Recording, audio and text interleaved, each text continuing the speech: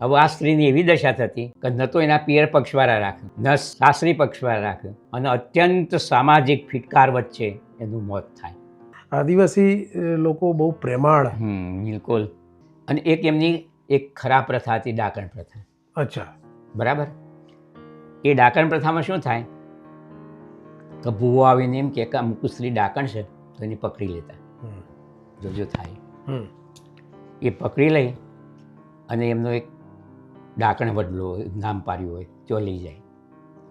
પછી એ સ્ત્રીને કછોટો મરાય અને આંખોમાં મરચું ભરે. ઓહો. અને પછી એને ઊંધા માથે લટકાવે સ્ત્રીને. હા, સ્ત્રીને. આવું જુઓ થાય.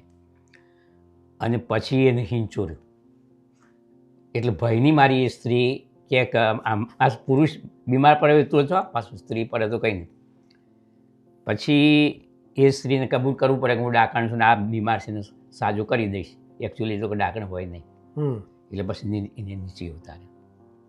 નીચે ઉતાર્યા પછી એક તીર ગરમ કરે અને એના કપાળનો ડામ દે. હવે આ સ્ત્રીની એવી દશા થતી કે ન તો એના પિયર પક્ષવાળા રાખે, ન સાસરી પક્ષવાળા રાખે, અને અત્યંત સામાજિક ફિટકાર વચ્ચે એનું મોત થાય. મેં નક્કી કર્યું કે આ લોક સાહિત્ય જેવું થવું હોય તો થાય, પણ આ ડાકણ પ્રથા અને આ ચરિત્રો એ તો બંધ થયો જ જોવું. પણ પછી મેં દર્પણ અકાદમીમાં મલ્લિકા સારાભાઈને એક મોટો પત્ર લખ્યો. અને એ પછી બરાબર 7 વર્ષ સુધી હું ને મારી દીકરી અત્યારે ગુજરાત કોલેજમાં છે. એ વખતે ભણતી હતી. આ આદિવાસી વિસ્તારમાં બરાબર 7 વર્ષ સુધી અમે નાટકો કર્યો.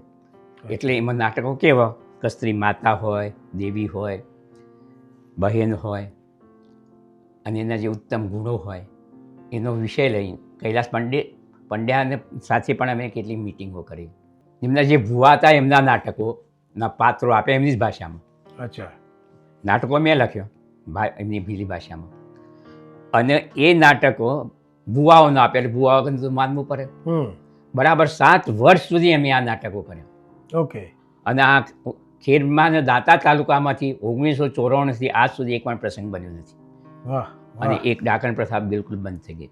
પછી અમે તો એમ સમજાવ્યું કે ભાઈ તમે જે છો ને એ આ ચરિત્ર કરો છો, પણ તમે તો જેને મારશે ને તો મારતા નથી, બીજા મારી નાખો છો, એટલે એ તો અન્યાય જ છે. તો પછી કીધા અમે એને મારીએ. પછી અમે એવું સમજાવ્યું કે એવું કરવા જેવું નથી. તમે એની માથાની પાઘડી હોય ઉતારી લો, એટલે જેને માથું કપાયું એવું થાય. એવો નાટકો કરે. એટલે ચરિત્રો ઘણો બધો ઓછો થઈ ગયો. કોઈ વર્ષ થાય પણ ખાસ થતો નથી. બરાબર. એટલે આ એક મોટું અભિયાન અમે આદરેલો મલ્લિકા સારાભાઈની દર્પણ અકાદમીની સંસ્થા સાથે.